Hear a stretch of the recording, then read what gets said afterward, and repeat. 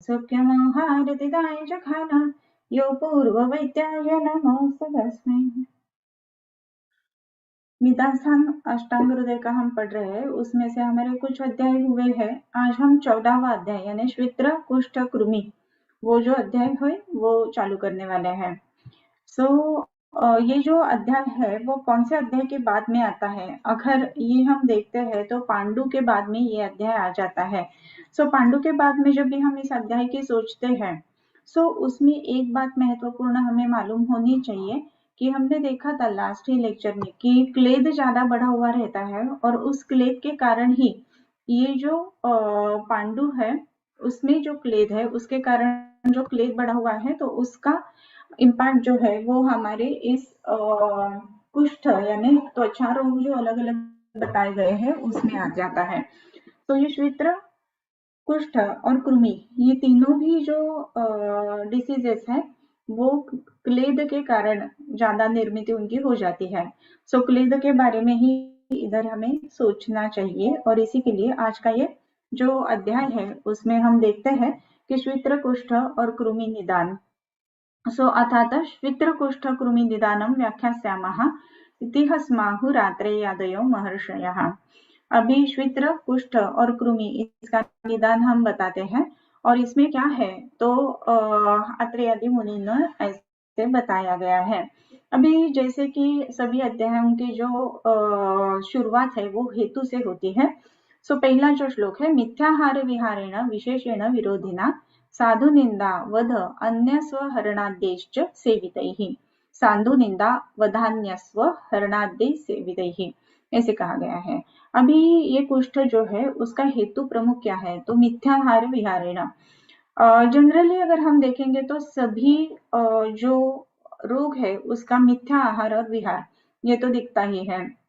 मिथ्या यानी मात्रा में योग्य नहीं रहेगा या फिर षड्रसात्मक नहीं रहेगा, एक रसात्मक ही रहेगा या फिर जिसे हम कह सकते हैं कि बहुत ही कम मात्रा में खाया हुआ, ज्यादा मात्रा में खाया हुआ या फिर जो कि अजीर्ण के अलग अलग प्रकार बताए गए, जन के कारण के अलग अलग प्रकार बताए गए हैं, जैसे कि अध्यशन है, विषमाशन है, ये सब जो है वो मिथ्या आहार और विहार इसमें आ जाता है।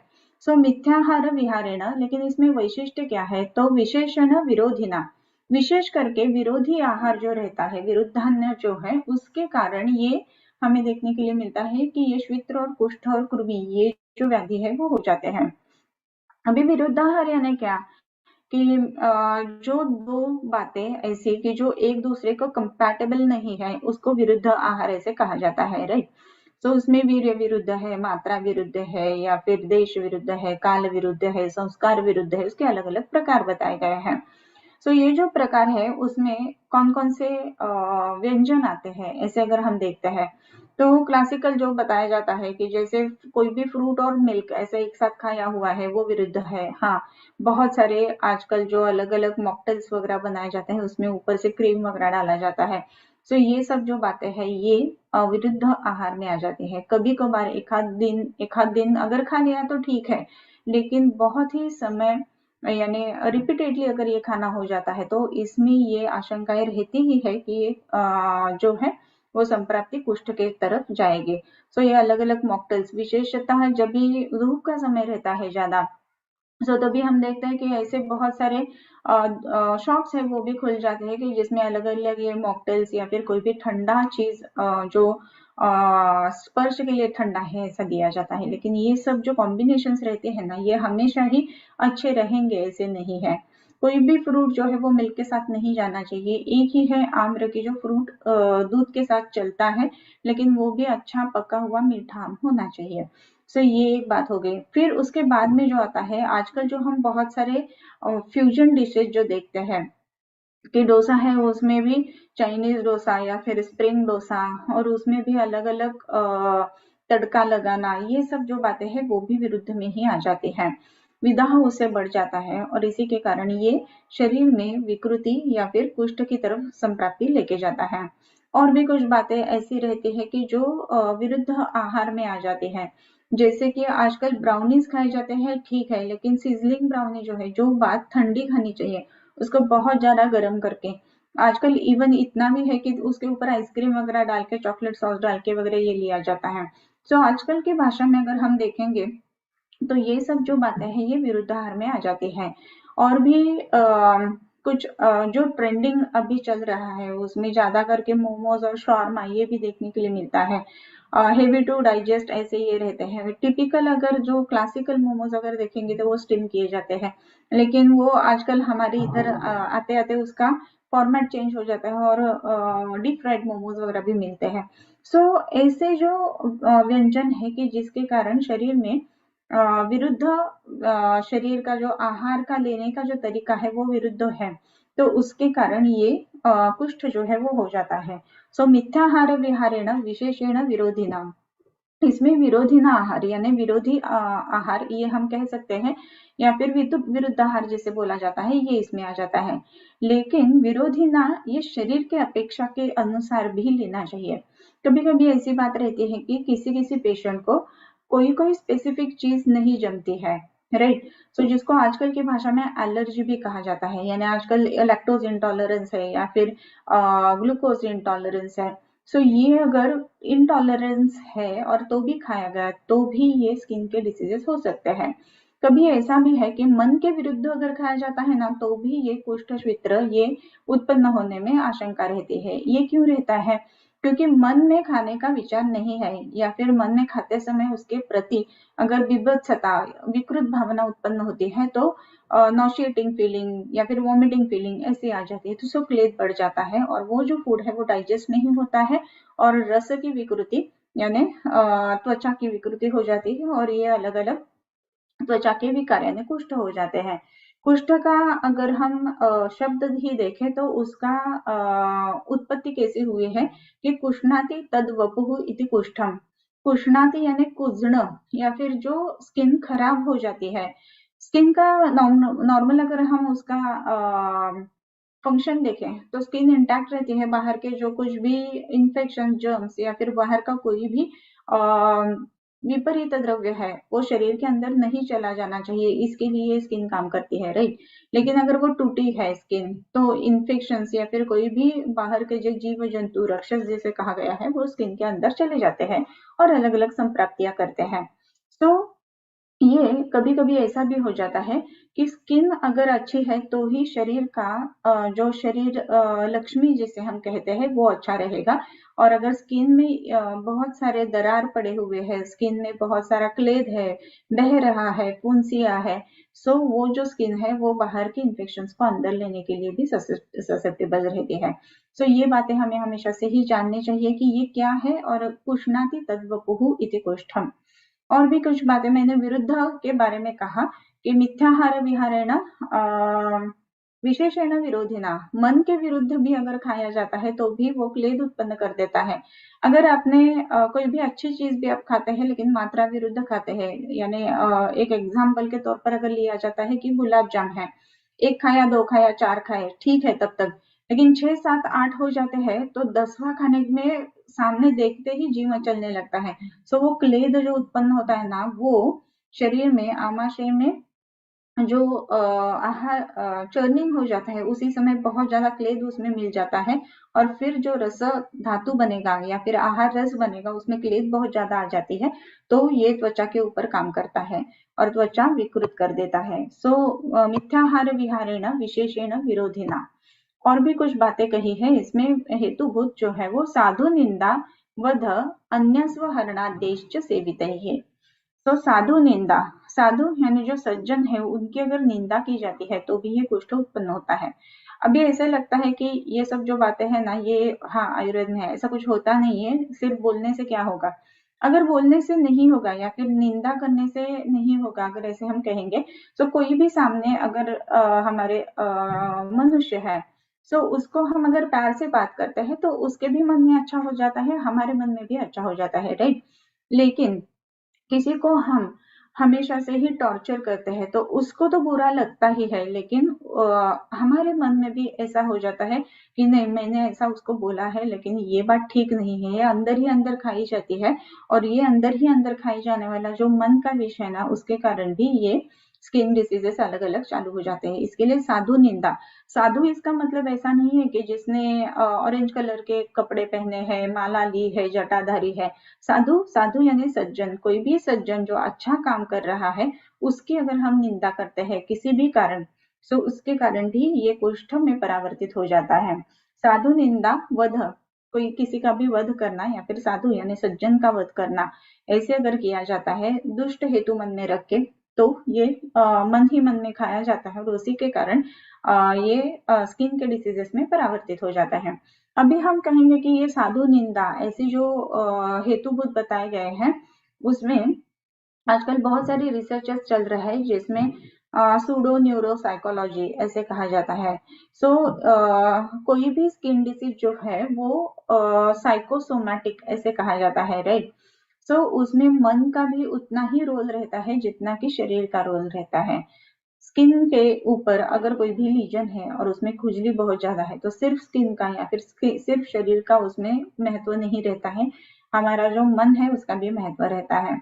बहुत बार ऐसे भी होता है कि दिन भर काम में अगर लगे रहते हैं तो स्किन में कोई भी अगर दिक्कत है तो भी मालूम नहीं पड़ती है, लेकिन इवनिंग में घर पर आने के बाद कुछ भी काम नहीं है, बैठे हैं तो खुजली चालू हो जाती है। This is a psychosomatic thing.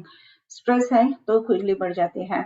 ऐसे इसी के लिए हमें ये देखना चाहिए कि ये स्किन जो है वो साइकोसोमैटिक प्रॉब्लम रहता है और इसी के लिए साधु निंदा वध, और भी एक कहा गया कि अन्नस्व हरणादेश सेवित ही, दूसरों का कोई भी चीज है उसको हरण करके अगर हम सेवन करते हैं, यानी चोरी करना, ये पाप बताया गया है, दशविध पाप कर्म जो कहे गए हैं उसमें भी। तो ऐसी अगर बातें हो जाती है तो उसके कारण ये त्वचारोप हो जाते हैं। इसमें अगर किसी को कोई शंका है, दिक्कत है, ये ऐसा कैसे होगा, तो आप कमेंट्स में भी पूछ सकते हो, लाइव चैट में भी जरूर पूछ सकते हो। उसके बाद में जो श्लोक आ जाता है वो देखते हैं। हाँ, मिथ्याहार विहारेण विशेषेण विरोधिना साधु निंदा वध अन्यस्व हरणाद्यैश्च सेवितैः। इधर और एक हिडन वर्ड है आद्यैः च सेवितैः। अभी आद्यैः इसमें क्या क्या आ जाएगा, बहुत सारी बातें उसमें आ जाएगी कि किसी को भी कुत्सित शब्द कहना या फिर किसी का भी पीठ पीछे विकृत बात करना, विकृत भाषा, अलग शब्द उच्चार करना, बहुत बड़े बड़े आवाज में तंटा भांडन करना, ये जो सब बातें हैं ना, ये आद्यैश्च इसमें आ जाती है। सो कोई भी ऐसी बात की जो मन को और शरीर को दोनों को क्लेश देती है, ये त्वचा रोग में परावर्तित हो जाती है। पाप्मभिः कर्मभिः सद्यः प्राक्तनैः प्राक्तनैर्वारिता मलाः। अभी पापम भी ही कर्म भी ही, ये सब जो है वो पाप कर्म ऐसे कहे गए हैं। और ये जो पाप कर्म है इसमें और भी कुछ पाप कर्म ऐड होंगे। पाप यानी शरीर में जो विकृति पैदा करने वाला है उसी को पाप कहेंगे। पुण्य और पाप ऐसे जो कॉन्सेप्ट्स हैं उसमें हमें उसमें सिर्फ धार्मिक भावनाएं छुपी हुई है ऐसा लगता है, लेकिन ऐसा नहीं है। शरीर के लिए, शरीर के अनुसार ये बताया गया है। सो पापम भी ही कर्म भी ही, जो पापम जो कर्म ऐसे कहा गया है वो दशविध पाप कर्म कौन से है, तो हिंसा स्तेयान्यथा कामम पैशून्यम परुषामृते संविन्नालाप व्यापादम अभिद्या दृक् विपर्यम पापं कर्मेति दशधा काय वाक मानसे ही त्यजेत। सो हिंसा स्तेयान्यथा कामम, हिंसा करना, अस्तेय अन्यथा काम, दूसरों की जो कोई भी चीज है उसकी कामना करना, ये सब जो बातें रहती है ना, ये दशविध पाप कर्म में कही गई है। ये किधर कही है, तो सूत्र स्थान में ही पहले ही कह के रखा है कि अगर आपका मन स्वच्छ है, साफ है, तो शरीर की लक्ष्मी, आरोग्य जो है वो भी स्वच्छ रहेगा, अच्छा रहेगा। तो इसी के लिए दशविध पाप कर्म नहीं करनी चाहिए। लेकिन अगर ये दशविध पाप कर्म की जाती है तो भी ये निदान जो हम कहते हैं वो हो जाता है। सो पाप्मभिः कर्मभिः सद्यः प्राक्तनैर्वारिता मलाः। सो प्राक्तन यानी भविष्य जिसे कहा जाता है, सद्य कर्म और प्राक्तन, प्राक्तन यानी भूत यानी पहले का जो कुछ भी है किया हुआ उसका परिणाम, और सद्य कर्म यानी इस जन्म में जो किया है कर्म उसका परिणाम, इस दोनों के कारण ईरिताहा मलाहा यानी दोष जो है वो दुष्ट हो जाते हैं या प्रेरित हो जाते हैं। अभी इस जन्म के और पहले के जन्म के सद्यः प्राक्तनैः ईरिताः मलाः ऐसे कहा गया है। सो सद्य जन्म के तो हम समझ सकते हैं कि हाँ, रोज कुछ विरुद्ध आहार लिया, जैसे कि विदाही अन्न लिया, पाव भाजी ली, या फिर कोई भी शेक्स हमेशा से लिए जो ये रहते हैं ना, स्ट्रॉबेरी वगैरह की जो बहुत ही अम्ल रस के होते हैं, और वो दूध में लिए, या फिर मच्छी और दूध ही एक साथ करके लिया, या फिर ये सिजलिंग ब्राउनी वगैरह ऐसा सब लिया। सो इस जन्म में किए हुए जो कुछ भी कर्म है उसके अनुसार तो हम समझ सकते हैं, लेकिन पहले के जन्म में क्यों? सो इसको कर्म फल पाक सिद्धांत ऐसे कहा जाता है।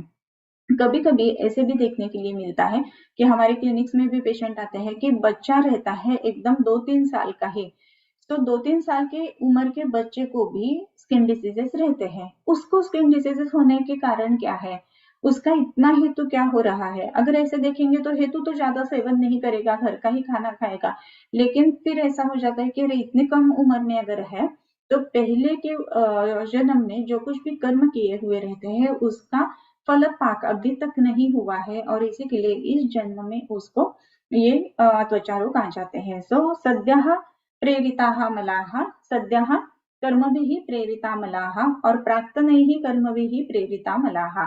सो इस जन्म में जो किया है उसका तो परिणाम आ ही जाएगा, और उसी के साथ में जो पहले के जन्म में किया हुआ है जिसमें अभी तक उसका कर्म फलपाक नहीं हुआ है, ऐसे जो कर्म है उसके कारण ये कुष्ठ हो जाता है।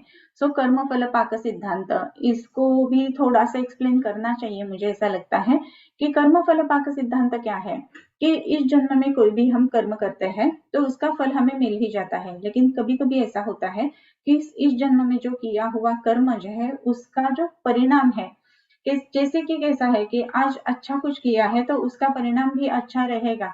आज काम किया है तो जैसे कि हम कह सकते हैं कि डेली वेजेस पर हम काम करते हैं, आज किया उसका जो है वो अनुदान मानधन जो है वो आज मिल गया। लेकिन कभी कभी ऐसा है कि पूरा मंथ आप काम करते हो, एंड ऑफ द मंथ हमें पगार मिलता है, राइट? सो ये पूरा मंथ जो है उसका परिणाम आया है कि एंड ऑफ द मंथ हमें काम उसका पगार मिलता है, उसके रुपीज मिल जाते हैं। वैसे ही ये कुछ कर्म किया है कि जिसका परिणाम मंथ तक चलेगा, जिसका परिणाम ईयर्स तक चलेगा, लेकिन कभी कभी ऐसा है उसका परिणाम जो है वो 20-30-40 साल होने वाला है। उसमें अगर आयु समाप्त हो जाती है तो फल का जो पाक है वो हुआ ही नहीं है, तो नेक्स्ट जन्म आप जब भी लेंगे तो वो जो कर्म फल है वो आपको चिपक के आ जाएगा, और फिर उसका फल पाक जो है वो इस जन्म में आपको भुगतना पड़ेगा। तो इसी के लिए प्राक्तन और इह ऐसा दोनों कर्म का जो बताया गया है वो इसमें आ जाता है। सो ये कुछ अलग निदान या फिर ये आयुर्वेद का अलग पन है कि जो हम इधर देख सकते हैं। सो पाप्मभिः कर्मभिः सद्यः प्राक्तनैर्वारितामलाः स्थिराः प्रपद्य तिर्यग्गाः त्वक्लसिकासृगामिषं दूषयन्ति श्लथीकृत्य निश्चरन्तस्ततो बहिः। अभी इसके कारण इतने सब जो हेतु बताए गए, सो ये सब जो हेतु है उसके कारण क्या हो जाता है कि मल जो है वो ईरिताहा, दोष जो है वो विकृत होके फिर वो प्रेरित हो जाते हैं। ये जो दोष है वो किधर जाते हैं? तो सिराहा प्रपद्य, सिरा को प्राप्त होके किधर जाते हैं? तिर्यगाहा त्वक लसिका असरुक आमिष, वो सिरा से तिर्यकगामी होके, सिरा से बाहर निकल के त्वचा में आश्रित होते हैं, लसिका में आश्रित होते हैं, असरुक यानी रक्त में आश्रित हो जाते हैं, आमिष यानी मांस में आश्रित हो जाते हैं। और फिर क्या होता है? दूषयन्ति श्लथीकृत्य निश्चरन्तस्ततो बहिः। दूषयन्ति, ये जो दोष है वो सिराम प्रपद्य तिर्यग्गाः, तिर्यग्ग सिरा में प्रपद्य जाके फिर त्वक लसिका असरुक और आमिष इनको दूषित करते हैं, और फिर श्लथीकृत्य उधर शिथिली भवन हो जाता है, शैथिल्य आ जाता है। निश्चरन्तः ततो बहिः, फिर वो बहि प्रवृत्त हो जाते हैं दोष। सो त्वचा से दोष बाहर निकलेंगे, मांस से दोष बाहर निकलेंगे, रक्त से दोष बाहर निकलेंगे डायरेक्टली।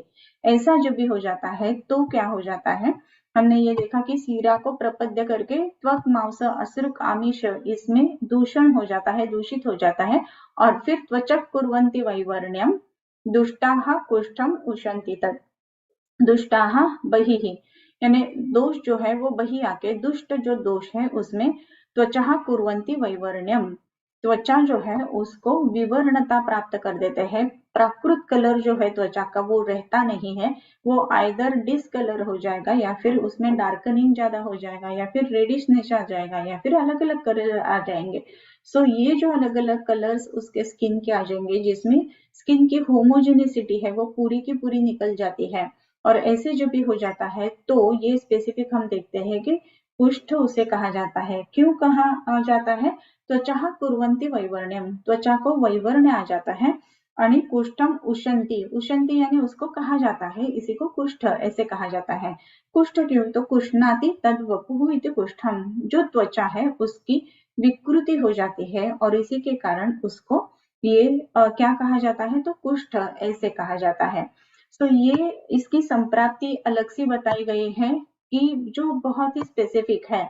कैसी है? तो पाप्मभिः कर्मभिः सद्य प्राक्तनैवेरितामलाः शिरः प्रपद्यतिर्यज्ञाः त्वग्लसिकाश्रुगामिषं दूषयन्ति श्लथीकृत्य निश्चरन्तस्ततो बहिः त्वचः कुर्वन्ति वैवर्ण्यं दुष्टाः कुष्ठम उशन्ति तत्, ये कहा गया है। ओके, अभी इसके बाद में जो है फिर क्या हो जाता है? कालेनोपेक्षितं यस्मात् सर्वं कुष्णाति तद्वपुः प्रपद्य धातून् व्यापन्तः सर्वान् संक्लेदचावहेत् सस्वेद क्लेद संकोथान् कृमीन् सूक्ष्मान् सुदारुणाम्। अभी इसकी जो संप्राप्ति है उसमें कालेनोपेक्षितं यस्मात् सर्वं कुष्णाति तद्वपुः, कालेन उपेक्षितम, अभी ये त्वचा जो रोग है वो नया नया हुआ है। अगर वो नया नया हुआ है और उसकी अच्छी चिकित्सा की जाती है तो क्या हो जाता है कि हाँ उसमें रिकवरी अच्छी आ जाती है। लेकिन कालेन उपेक्षितम, अगर इस दोषों की उपेक्षा की जाती है तो क्या हो जाता है? कालेन यस्मात् सर्वं कुष्णाति तद्वपुः इति कुष्ठम, जो स्किन है खराब हो जाती है, उसमें कोथ हो जाता है, उसमें पाक हो जाता है और इसी के लिए उसको कुष्ठ ऐसे कहा जाता है। प्रपद्य धातुन ऐसे कहा गया है। फिर ये जो विकृत दोष है वो क्या करते हैं? धातुन प्रपद्य, धातुन के अंदर जाके उनको प्राप्त करते। व्यापनतः सर्वान संक्लेद चावहेद, सब जो जगह है धातुओं की उसमें वो जाते हैं और क्लेदन करते हैं। सब धातुओं का क्लेदन इसमें रहता है और फिर उसके क्लेद के कारण सस्वेद क्लेद संखोथान कृमिन सूक्ष्मान सुदारुणान, फिर क्या हो जाता है? इसके कारण ये क्या उत्पन्न हो जाता है कि स्वेद उत्पन्न हो जाता है, ज्यादा मात्रा में क्लेद उत्पन्न हो जाता है, कोथ उत्पन्न हो जाता है और इसी कोथ के कारण कृमिन सूक्ष्मान सुदारुणान, ये कोथ होने के कारण क्या हो जाता है? इसमें छोटे छोटे सूक्ष्म ऐसे या फिर दारुण बहुत ही खराब ऐसे कृमि उत्पन्न हो जाते हैं। कोई भी जो त्वचा है उसमें क्लेद बढ़ने के कारण, जैसे कि हमने देखा कि पांडु के बाद में कुष्ठ आ जाता है, क्लेद का उसमें साहचर्य रहता है, इसी के कारण है वो। और जब भी ये क्लेद विकृति है और ये क्लेद में अलग अलग प्रकार के जो स्पेसिफिक ये रहते हैं कुष्ठ, अलग अलग प्रकार के कृमि होते हैं वो उत्पन्न होते हैं। रोम त्वक स्नायु धमनी, एक श्लोक पढ़ के हम रुकते हैं। कुष्णाति तद्वपुः प्रपद्य धातुन व्यापन्तः सर्वान् संक्लेद चावहेत् सस्वेद क्लेद संकोथान् कृमीन् सूक्ष्मान् सुदारुणान्। फिर उसके बाद में लोम त्वक स्नायु धमनी तरुणास्थीनि यैक्रमात् भक्षयेत् श्वित्रवत् तस्मात् कुष्ठम बाह्यम उदाहृतम। ये जो कृमि है वो क्या करते हैं कि लोम त्वक स्नायु धमनी तरुणास्थि, यही क्रमात्, क्रम से पहले लोम को खाएंगे, फिर त्वचा को खाएंगे, फिर स्नायु को खाएंगे, फिर धमनी खराब करेंगे, फिर तरुणास्थि यानी कार्टिलेजेस के ऊपर उसका परिणाम आ जाएगा। भक्षयेत् श्वित्र तस्माच्च कुष्ठ बाह्यम उदाहृतम, ये जो खाते हैं इसमें श्वित्र, इसको कुष्ठ ऐसे कहा जाता है। ये जो प्रकार है भक्षयेत् श्वित्रम अस्माच्च, ये जो श्वित्र है वो थोड़ा सा अलग है और इसी के लिए श्वित्र और कुष्ठ ये अलग अलग कहे गए हैं। इसमें क्या है कि ये जो कृमि है ये क्या करते हैं? लोम त्वक शिरा स्नायु धमनी तरुणास्थि, इनको क्रम से खाते हैं, लेकिन ऐसा कुष्ठ में होता है, श्वित्र में नहीं होता है। श्वित्र और कुष्ठ इन दोनों में फर्क है। और ये फर्क क्या है ये हम नेक्स्ट लेक्चर में देखेंगे। एक श्लोक पढ़ेंगे। कुष्ठानि सप्तधा दोषैः पृथक मिश्रे समागतैः। इसके प्रकार क्या है और श्वेत्र और कुष्ठ इसमें फर्क क्या है नेक्स्ट लेक्चर में देखेंगे। नमस्कार। भरोनी सद्भावाची अंजली मिया गोविया फुले मोकळी अर्पिली अंग्रिवळी विश्वरूपाच्या भरोनी सद्भावाची अंजली मिया गोविया फुले मोकळी अर्पिली अंग्रिवळी विश्वरूपाच्या भरोनी सद्भावाची अंजली मिया गोविया फुले मोकळी अर्पिली अंग्रिवळी विश्वरूपाच्या। फिर मिलते हैं फ्राइडे इवनिंग 5 o'clock को। और फ्राइडे में आरोग्य चर्चा का जो लेक्चर है वो 8 o'clock को है, इंटरमिटेंट फास्टिंग। ये अलग ही टॉपिक है।